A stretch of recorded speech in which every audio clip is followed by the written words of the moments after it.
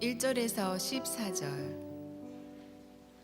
그러므로 여러분은 사랑을 받는 자녀답게 하나님을 본받는 사람이 되고, 그리스도께서 우리를 사랑하셔서 우리를 위해 자신을 향기로운 예물과 희생 제물로 하나님께 드리신 것처럼 여러분도 사랑으로 행하십시오.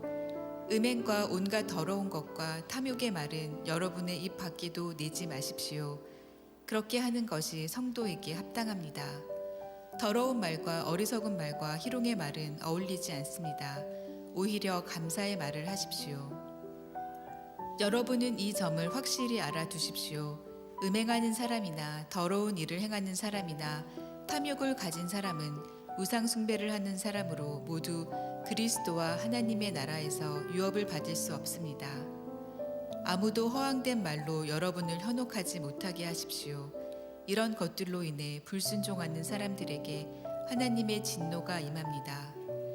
그러므로 여러분은 그들의 행위에 동참하는 사람들이 되지 마십시오.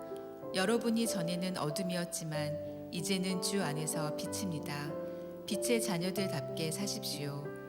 빛의 열매는 모든 선함과 의로움과 진실함에 있습니다. 여러분은 주를 기쁘시게 할 것이 무엇인지를 분별하십시오. 여러분은 열매 없는 어둠의 일에 상관하지 말고 오히려 그것을 꾸짖으십시오. 그들이 은밀히 행하는 일들은 입에 담기조차 부끄럽습니다. 그러나 책망을 받는 모든 것들은 빛에 의해 드러납니다. 이는 드러나는 것마다 모두 빛이기 때문입니다. 그러므로 이렇게 말씀하셨습니다. 잠자는 사람이여 깨어나라. 죽은 사람 가운데서 일어나라. 그리스도께서 내게 비추시리라.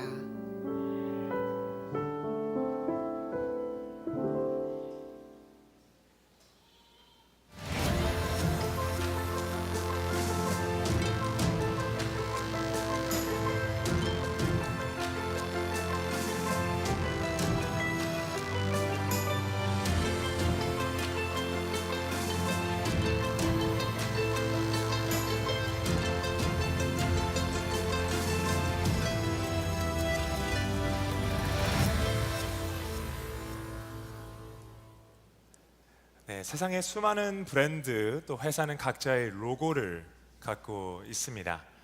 그리고 그 로고는 그 회사가 지향하는 바가 무엇인지, 그 회사의 방향성과 비전이 무엇인지, 목표가 무엇인지를 보여주고 있습니다. 아무런 생각도 없이 그저 색깔이 이쁘니까, 디자인이 좀 마음에 드니까 로고를 결정하는 회사는 없을 것입니다. 이 시간 여러분들이 잘 아실 만한 몇 가지 회사들의 로고들을 보여드릴 텐데요. 이것을 보시면서 어떤 의미로, 어떤 목표로 이 로고들을 만들었는지 한번 생각해 보시면 흥미로우실 것이라 생각합니다. 첫 번째는 저희가 잘 아는 머세디스 벤츠입니다. 자동차에 관심이 없으셔도 이 벤츠, 이 로고는 아마 잘 알고 계실 것 같아요. 잘 보시면 이 원 안에 세 개의 선이 있습니다. 보이시죠? 세 개의 선이 위와 양옆으로 나눠져 있습니다. 혹시 이거 무슨 의미인지 아시나요? 혹시 여기 벤츠 딜러십에 관련된 분들이나 자동차에 열정이 있으신 분들 아실지도 모르겠습니다. 이 세 개의 선이 향하는 하늘과 땅과 바다에서 벤츠는 넘버 원, 최고가 되겠다는 다짐으로 로고를 만들었다고 합니다. 두 번째는 저희가 잘 아는 FedEx, Federal Express입니다. 여러분 배송을 하시거나 프린트를 하실 게 있으면 여기 FedEx를 자주 사용하시죠? 아마 교회에 오시면서도 FedEx 차량을, 트럭을 보셨을지도 모르겠습니다. 그런데 자주 보던 이 FedEx 로고에도 비밀이 하나 숨겨져 있는데요. 여러분 이 로고에서 화살표가 보이시나요? 화살표가 보이십니까? 이 알파벳 E와 X 사이에 하얀 화살표가 있습니다. 제가 설교할 때보다 분위기가 더 좋으면 어떡하죠? 너무 호응을 잘해 주셔서 앞으로 이런 걸 많이 준비하겠습니다. 이 화살표는요, 재빠르고 정확하게 앞으로 나아간다라는 의미로 쓰였다고 해요. 아마 페더럴 익스프레스가 잘 하고 있는 것 같습니다. 다음은 우리 시애틀의 자랑 아마존입니다. 아마 가장 먼저 눈에 들어오는 거는 노란색 미소, smile일 것입니다. 이것은 customer satisfaction, 소비자 만족도를 의미한다고 합니다. 뭐 리턴이나 shipping 스피드를 보면 동의하실 것이라 생각을 합니다. 게다가 노란색 미소인 줄만 알았던 저것이 화살표가 되어서 A부터 Z까지를 연결하고 있는 것을 보실 수가 있습니다. 즉 A to Z, 세상에 있는 모든 것들을 이 아마존 플랫폼에서 팔겠습니다라는 그런 다짐을 보여주고 있는 것이죠. 즉 High Customer Satisfaction Rate, 소비자 만족도, 높은 소비자 만족도와 또 많은 물품을 팔겠다라는 의미이기도 합니다. 마지막으로 여러분들이 아실 수도 있고 또는 자녀들이 관심이 있을 수도 있는데요, 우리 청소년 아이들이 좋아하는 Beats by Dre라는 헤드폰 회사입니다. 우리가 음악을 들을 때 끼는 헤드폰이기도 하죠. 여러분 간단해 보이죠? 이 Beats, 이 비트라는 그 B의 알파벳이 저 빨간색 원 안에 있는 것처럼 보입니다. 그런데도 여기도 비밀이 숨겨져 있습니다. 여러분 그거 아세요? 빨간색 원은 사람의 머리를 형상화했고요, 저 B는 헤드폰 모양으로 상징적으로 놨다고 합니다. 즉 우리는 이 시대에 가장 위대하고 최고의 헤드폰 대표 브랜드가 되겠다라는 다짐을 보여주고 있는 것이에요. 로고들은 이 회사와 브랜드의 가치와 방향성 그리고 정체성을 보여주고 있습니다. 그렇다면 우리 기독교의 로고를 만든다면 어떤 로고가 만들어질까요? 네, 아마도 십자가일 것입니다. 그렇다면 그 십자가를 통해 하나님께서 우리에게서 원하시는 가치와 방향성, 정체성은 무엇일까요? 십자가로 구원받은 우리에게 하나님께서는 어떤 삶을 살아가기를 원하실까요? 저희는 에베소서 강해 시리즈인 I am의 여정 가운데 있습니다. 총 7번의 말씀을 통해 저희가 첫 3주는 우리는 하나님 안에서 우리의 정체성과 소명에 대해서 나누었어요. 그리고 저번 주부터는 삶에서 살아낼 수 있는 구체적인 애플리케이션, 구체적인 적용점을 나누고 있습니다. 그리고 에베소서 I am 시리즈의 6번째 말씀의 제목은 I am an imitator of Christ, 그리스도를 본받는 나입니다. 오늘 본문에 사도 바울은 여기 모인 우리에게 이야기하고 있습니다. 여러분은 사랑을 받는 자녀답게 하나님을 본받는 사람이 되십시오. 자, 바울이 이야기하고 있는 것이 무엇입니까? 여러분은 이미 하나님의 자녀로 사랑을 받았대요. 여러분 사랑받은 자들입니다. 여러분 양옆에 계시는 분들과 함께 인사할까요? 당신은 사랑받는 사람입니다.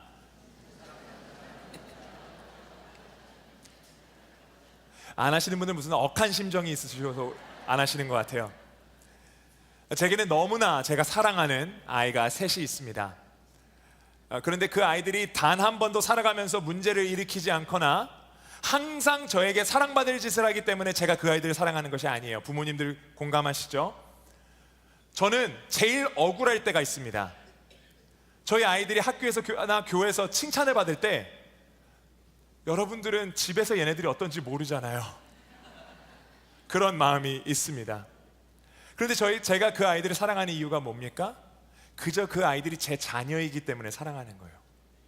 마찬가지로 우리 모두는 하나님께 사랑받을 무언가 엄청난 위대한 업적이 있기 때문에 하나님께서 우리를 사랑하시는 것이 아니라 이미 하나님께로부터 사랑받도록 창조되었기 때문에 사랑받는 겁니다. 이것이 얼마나 감사한 일인가요? 저는 이런 하나님이 너무나 좋습니다. 그 당시 율법주의자들과 종교 지도자들은 우리가 율법을 잘 지키고 그 율법대로 잘 살면서 잘 행해야 신에게 사랑받고 인정받는다라고 주장했습니다. 그런데 예수님께서 오셔서 그것이 아니라는 것이죠. 그렇게 말씀하지 않으셨어요. 오히려 하나님의 은혜를 이미 선물로 받았으므로 우리가 하나님의 자녀가 되었다라고 말씀합니다. 그리고 바울이 거기서 그치는 것이 아니라 우리가 그런 하나님의 사랑받는 자녀이기 때문에 선하신 아버지 되시는 하나님을 본받아야 한다라고 말씀합니다. 여러분, 가끔 가다가 이 화장실에 있는 거울을 보면서 이렇게 세안을 하고 양치를 하다가 갑자기 거울에 비친 내 모습이 나의 아버지나 나의 어머니의 모습을 닮아 소스라치게 놀라신 적 있지 않습니까? 별로 안 닮으셨나요? 그런데 외모적인 부분뿐만 아니라 나의 말투, 나의 목소리, 나의 삶의 태도나 성품, 또는 나의 배우자와 나의 자녀를 대하는 방법에 있어서도 나도 모르게 나의 부모님을 닮게 되는 경험을 하셨을 것입니다. 저는요, 꿈이 있습니다. 제 두 아들이 저의 부족함을 보고 저의 모자름을 보면서도 아빠, 나는 아빠를 사랑해, 난 나중에 커서 아빠 같은 남자가 되고 싶어 라고 한다면 그게 얼마나 뿌듯하고 영광스러운 일이고 또 고마운 일이겠습니까? 어느새 제 큰아들이 이제 8살에서 9살이 곧 되는데요, 저를 많이 닮았습니다. 교회에서 저 닮은 애가 돌아다니면서 제 첫째입니다. 그런데 제 첫째가 처음에는 태어났을 때 저를 닮지 않았었어요. 저희 장인어른을 닮았었습니다. 그런데 그게 얼마나 불편하던지요. 밥을 우유를 먹이고 기저귀를 갈 때 아버님 이렇게 해야 될 것 같은 거예요. 그런데 그 아이가 하루하루 지나면서 저를 닮아가니까 막 마음이 찡하고요, 흐뭇하고 감동도 되고 뿌듯한 겁니다. 그런데 요즘에 저희 아이들이 밖에서 많이 놀다 보니까 이제 피부가 좀 그을러진 거예요. 그런데 제 아내가 그 피부가 어두워지는 제 아들을 보면서 어머 너 피부가 까매지는 거 보니까 더 아빠 닮았어, 이렇게 이야기한 겁니다. 저희 아들 반응이 어땠을까요? 참고로 제 세 아이는 다 좀 엄마를 닮아 새하얗습니다. 그리고 그걸 되게 자랑스럽게 생각해요. 엄마의 그 코멘트를 듣자마자 제 아들이 소리를 지르며 그거는 안 된다고 하면서 화장실로 달려가 거울에 비친 자기의 모습을 보고 탄식하고 있는 겁니다. 갑자기 서운해지더라고요. 막 흐뭇해서 눈물이 날 것 같았는데 분노의 눈물이 흐르기 시작했습니다. 그런데 이 좋은 것만 본받았으면 하는 마음이 있기 때문에 닮지 않아도 되는 모습이 자녀에게서 보일 때 우리 부모는 어떤가요? 화도 나기도 하고 막 놀라기도 하고, 그런 부분이 왜 없겠습니까?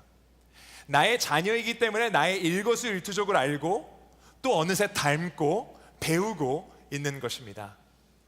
마찬가지로 우리가 진정 선하시고 자비하신 하나님의 자녀라면, 하나님과 동행하며 그분을 예배하고 사랑한다면 우리의 아버지 되시는 하나님을 닮아야 합니다. 우리는 하나님의 아름다움과 그 성품을 닮아가려는 목마름과 열망이 있어야 합니다. 그리고 바울은 우리에게 이 하나님을 닮는다는 것이 도대체 무엇인지, 또 무엇을 도대체 닮아야 하는지 3가지로 요약해 우리와 나누고 있습니다. 하나님은 사랑이세요. 그래서 우리는 사랑 안에 행해야 합니다. 하나님은 빛이십니다. 그렇기에 우리는 빛의 자녀로 살아가야 합니다. 마지막으로 하나님은 진리의 하나님이십니다. 그렇기에 우리는 지혜 가운데, 분별력 가운데 거해야 합니다. 첫째, 우리는 사랑 안에 행해야 합니다. 한 목소리 함께 읽어볼까요? 첫째, 우리는 사랑 안에 행해야 합니다. 이 에베소서의 말씀은요, 사도 바울이 너무나 아끼고 사랑했던 에베소 교회 교인들에게 쓴 권면의 편지입니다. 에베소는 당시 유럽과 아시아를 이어주는 이 해안 도시로 수많은 사람들이 오고 가는 로마의 무역 중심지였습니다. 게다가 이 당시 가장 큰 도서관이 에베소에 있었는데요, 그것을 자랑하면서 이름만 대면은 알만한 학자들이 모였던 엘리트 도시였습니다. 또한 세상의 온갖 우상들과 신들을 섬기던 우상숭배의 메카였습니다. 그리고 에베소 교인들은 그런 환경 가운데 극적으로 구원받아 변화된 귀한 영혼들이었습니다. 그러니 바울에게 이 에베소 교인들이 얼마나 존귀하고 소중했을까요? 얼마나 이들을 사랑했을까요? 그렇게 사랑하고 아끼는 에베소 교인들에게 바울은 2절에 이렇게 말씀을 합니다. 그리스도께서 우리를 사랑하셔서 우리를 위하여 자신을 향기로운 예물과 희생제물로 하나님께 드리신 것처럼 여러분도 사랑으로 행하십시오. 바울은 그리스도께서 우리를 사랑하신 것처럼 우리도 사랑 가운데 행해야 한다라고 말씀하고 있습니다. 이것을 우리가 받은 그 하나님의 사랑으로 내 주변에 있는 사람들을 사랑하라라는 의미입니다. 예수 그리스도를 믿음으로 구원을 얻은 그리스도인들이, 이 사랑을 경험한 이 그리스도인들이 이 사랑이 무엇인지를 정확하게 알고 있었다라는 것이죠. 자격 없는 자에게 주어진 하나님의 무조건적인 사랑을 그들이 직접 체험했기 때문입니다. 만약 여기 모인 우리 모두가 세상 속에 살아가면서 그리스도께 받은 사랑 그대로 서로 사랑하며 서로를 세워주며 서로를 용서하며 살아간다면 이 세상은 어떻게 변화할까요? 아마도 우리의 가정과 우리의 교회와 우리의 공동체, 우리의 사회와 우리의 세상은 지금과는 매우 다를 것입니다.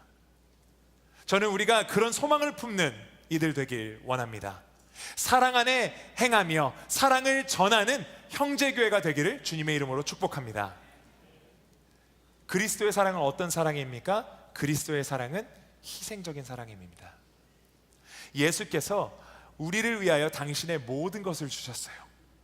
물론 우리도 누군가를 사랑할 때 희생적인 사랑으로 사랑할 때가 있습니다.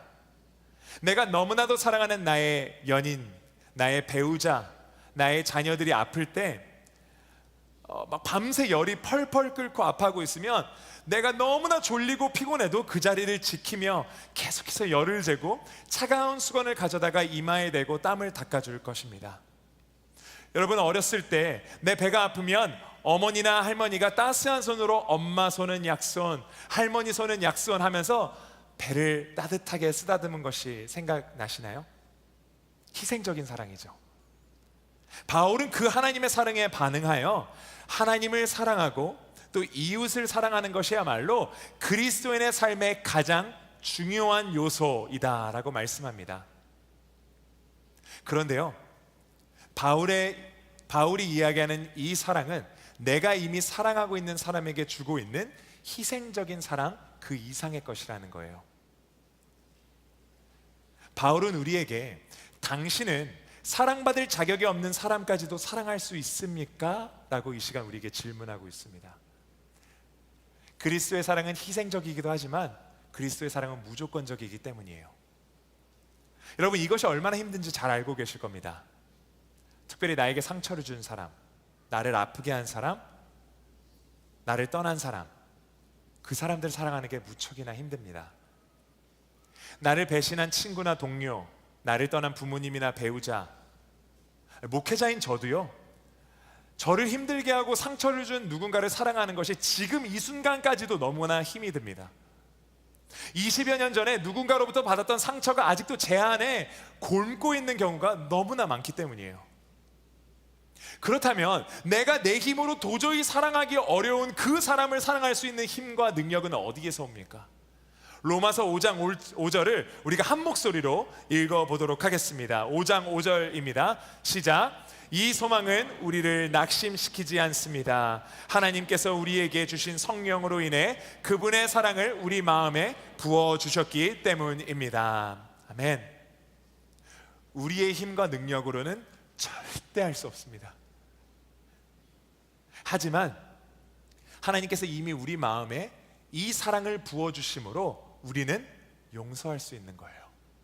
우리는 품을 수가 있습니다. 우리는 돌아볼 수 있습니다. 그리고 우리는 사랑할 수가 있습니다. 하나님을 닮는 삶의 가장 첫 번째, 사랑 안에 행하는 삶. 성령님께서 우리 마음에 부어주시는 그 사랑 안에 거하는 귀한 형제교회 성도님들 되시기를 주님의 이름으로 축복합니다. 둘째, 우리는 빛 가운데 행해야 합니다. 우리는 빛 가운데 행해야 합니다. 우리 아버지 되시는 하나님은 빛이십니다. 그렇게 거룩한 하나님의 자녀된 우리는 이 빛 가운데 거하며 어둠으로부터 멀어져야 하는 것이죠. 이 거룩이라는 것은 원어로 보게 되면 set apart, 구별되어지다라는 뜻입니다. 즉 하나님의 자녀는 세상 가운데는 살아가지만 어두운 세상의 영향력 가운데 살지 않는다라는 것을 말씀합니다. 오늘 바울은 본문에 성적인 음행과 더러운 것과 탐욕으로부터 자유하라고 말씀합니다. 어쩌면 여러분들 가운데 이 성적인 음행과 더러운 것과 탐욕이 무슨 공통점이 있는가 생각해 보실 수도 있겠어요. 그런데 안타까운 것은 사도 바울이 이 메시지를 에베소 교회의 성도들에게 전하고 있다는 것이에요. 즉 교회 밖 세상뿐 아니라 교회와 그리스도인들의 가정 안에서도 이런 일들이 넘쳐난다는 것이죠. 그러니까 주의하라는 거예요. 이런 것들에 현혹되지 말라고 하는 것입니다. 바울이 말하는 음행과 온갖 더러운 것과 탐욕의 공통적인 것은 무엇입니까? 나의 정욕이 나를 지배하며 내 것이 아닌 것을 탐하기 시작하는 거예요. 하나님이 내 삶 가운데 주신 것 이외의 것을 탐하기 시작하는 것입니다. 나의 자아와 정욕이 내 마음 깊은 곳에서 스멀스멀 올라와 나의 삶의 주인이 되는 것이죠. 이 신학자 워런 위어스비는 빛 가운데 살아감을 놓고 이렇게 말씀합니다. A Christian is not sinless, but he does sin less and less and less. 여러분, 신앙인은요 예수님처럼 죄에서 완벽하게 완전하게 자유할 수는 없을 것입니다. 하지만 매일의 삶 가운데 하나님과 동행하며 하나님 안에서 성화의 과정을 이루며 죄를 조금씩 증오하기 시작할 때 우리가 우리의 삶 가운데 조금씩 덜 죄를 지어가는 것이죠. 8절 말씀에 바울은 너희가 어둠 가운데 있었다라고 말씀하지 않고 너희가 어둠이었다라고 말씀합니다. 그리고 구원받은 우리는 이제 어둠이 아니라 빛이라는 정체성 가운데 살아간다고 말씀합니다. 여러분은 저를 보실 때 크고 좀 남자답게 생겼다고 생각하실지 모르는데 저는 어렸을 때 깜깜한 방에서 자는 걸 무척 싫어했습니다. 저를 벌써부터 판단하시는 것 같은데 저는요 불 다 꺼놓으면요 잠을 못 잤었어요. 그래서 아주 조그만 전등을 켜놓고 자곤 했습니다. 그게 큰 전구도 아니었고 큰 빛을 내는 것도 아니었어요. 아주 조그만 전구를 콘센트에 키면 잠을 잘 잤습니다. 어느 순간 내 마음 가운데 평안이 있고 내가 갖고 있던 모든 두려움들이 사라지는 것을 느꼈어요. 마찬가지로 죄로 인하여 깨어지고 어두웠던 우리의 삶 가운데 예수 그리스도의 빛이 내 삶 가운데 찾아와 내가 빛의 자녀가 되는 특권을 누리게 되었습니다. 그리고 빛으로 살아가는 삶, 빛이 되어 살아가는 삶은 열매를 맺습니다. 9절 말씀에 바울의 빛의 열매는 선함, 의로움, 진실함이라고 말씀합니다. 여러분, 빛의 자녀로 살아간다는 것은요 하나님의 빛을 우리 삶 가운데 드러내는 거예요. 그래서 나만 좋고 끝나는 것이 아니라, 나만 열을 내면서 빛을 내는 것에서 끝나는 것이 아니라 우리 주변의 사람들이 그리스도의 크고 놀라운 비밀을 아는 것, 그것이 바로 빛의 자녀로 빛 가운데 거하는 삶이라는 것입니다. 나만 좋고 끝나는 것이 아니라 내 주변에 있는 사람들에게까지 선한 영향력을 끼치는 것이 바로 빛의 자녀로 빛 가운데 거하는 삶이라는 것이에요. 빛은 하나님으로 인도합니다. 빛은 열매를 맺습니다. 빛은 우리로 하여금 하나님의 자녀됨의 정체성을 확립시켜 줍니다. 셋째, 우리는 지혜 가운데 거해야 합니다. 우리는 지혜 가운데 거해야 합니다. 오늘 본문이 너무 길어서 저희가 읽진 않았지만 에베소서 5장 15절에서 17절을 보면 이렇게 말씀하는데요, 우리가 한 목소리로 같이 15절부터 17절 읽도록 하겠습니다. 시작. 그러므로 여러분은 어떻게 행할 것인지 주의 깊게 살펴 어리석은 사람들 같이 살지 말고 지혜로운 사람들 같이 사십시오. 세월을 아끼십시오. 때가 악합니다. 그러므로 지각 없는 사람이 되지 말고 주의 뜻이 무엇인지 분별하십시오. 이 지혜라는 단어는요, 헬라어 원어로 보게 되면 주변을 둘러보며 주의하여 걸으라라는 뜻입니다. 이 걸을 때 생각 없이 걷는 게 아니라 주변에 무엇이 있는지 인지하며 걸으라는 것이죠. 그리고 사도 바울은 우리에게 잠에서 깨어서 눈을 뜨고 그 자리에서 일어나라 라고 말씀합니다. 그 두 가지가 무엇을 의미할까요? 많은 교회와 그리스도인들이 몸은 움직이고 있지만 마치 영적으로 잠자고 있는 상태이기 때문에 여러분 지금 일어나서 잠에서 깨어서 주의하며 분별력을 가지라고 이야기하는 것입니다. 진정한 지혜는요, 이 세상을 향한 하나님의 뜻을 알고 매 순간 주님이 주시는 분별력을 갖고 살아가는 삶이기 때문이에요. 16절에 바울이 세월을 아끼라라고 이야기합니다. 소셜미디어와 여러 가지 기사를 통해 거짓 정보가 넘쳐나는 이 세상 가운데 그것이 진리인 양 어리석게 낭비하기에는 우리에게 주어진 이 땅에서의 삶이 너무나 짧다는 것입니다. 그렇기에 17절에 바울은 주의 뜻을 이해하여 분별하라 라고 권면합니다. 그저 머리로만 아는 지식에서 끝나는 것이 아니라 주의 뜻이 무엇인지 이해하며 그것을 분별하여 삶 가운데 결정하며 살아가라는 것이죠. 그렇지만 이 분별력은 어디서 옵니까? 로마서 12장 2절은 이렇게 말씀합니다. 여러분은 이 세대를 본받지 말고 오직 마음을 새롭게 함으로 변화를 받아 하나님의 선하시고 기뻐하시고 온전하신 뜻이 무엇인지 분별하도록 하십시오. 여러분은 이 세상 가운데 살아가지만 이 세상을 본받지 마십시오.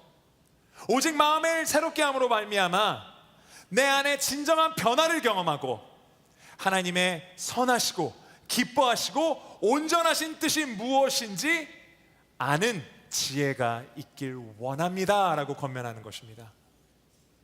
우리 마음에 새롭게 함은 어디서 옵니까? 매일의 삶 가운데 묵상과 찬양과 기도로 예배자로 살아가며 주님과의 깊은 관계로서 가능하다는 것이죠. 매일의 삶 가운데 예배자로 살아가며 우리의 마음을 새롭게 하는 것입니다. 하나님께서는 우리가 그저 하나님의 뜻을 아는 것에서만 그치는 것이 아니라 그것을 이해하고 분별하여서 이 어두운 세상 가운데 삶으로 살아나기는 것까지 원하시는 것입니다.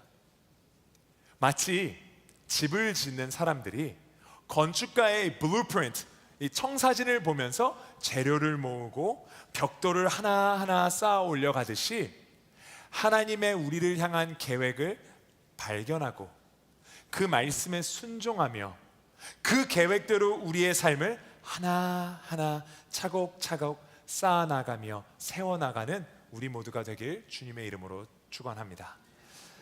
오늘 본문을 통한 바울의 메시지는 무엇입니까? 하나님의 자녀로서 아버지 되시는 하나님을 닮아가야 합니다. 십자가에서 우리를 위해 죽으시고 다시 살아나셔서 우리의 죄를 용서하실 뿐만 아니라 새로운 천국에서 이 부활의 소망을 주시는 예수 그리스도를 믿음으로 구원을 받아 자녀된 우리는 사랑 안에 행하며 빛 가운데 행하며 지혜 안에 살아가야만 합니다. 우리의 아버지께서 거룩하시니 우리도 거룩해야 합니다. 우리의 아버지께서 선하시니 우리도 선해야 합니다. 우리의 아버지께서 용서하시니 우리도 용서해야 합니다. 그리고 우리 아버지께서 사랑이시니 우리도 사랑해야 합니다.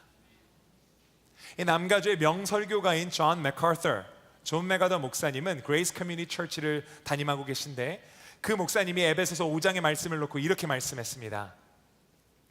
This ability is not natural, however supernatural, requiring a new nature and the continuous power of the Holy Spirit flowing through us by obedience to God's word. 무슨 의미입니까? 이런 하나님을 닮아가는 삶, 나의 능력으로 할 수가 없다라는 거예요. 초자연적인, 초월적인 능력이 필요한데 바로 하나님의 말씀을 순종함을 통한 성령님의 능력과 기름 부으심과 하나님의 자녀라는 내 안에 새로운 정체성으로 이것이 가능하다는 거예요. 내 능력으로는 할 수 없습니다. 하나님께서 하셔야 돼요. 그래서 우리는 더욱더 하나님 앞에 나아가는 거예요. 우리의 연약함을 들고 하나님 앞에 나아가면서 하나님, 내 힘으로는 할 수 없어요.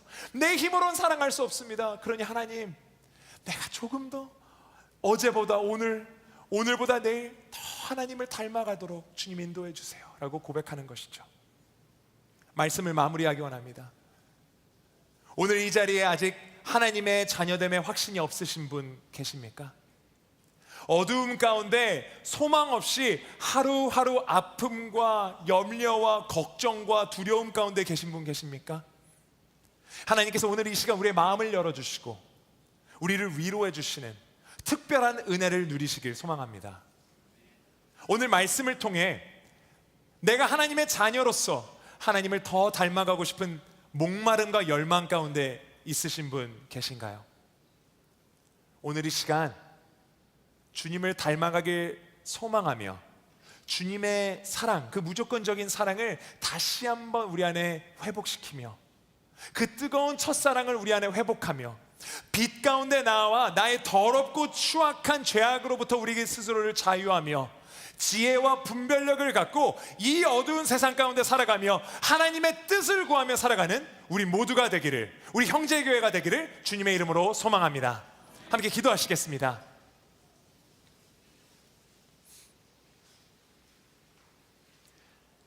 주님, 오늘 이 시간 이 자리에 나오는 우리 모두 주님을 더 알아가기 원합니다.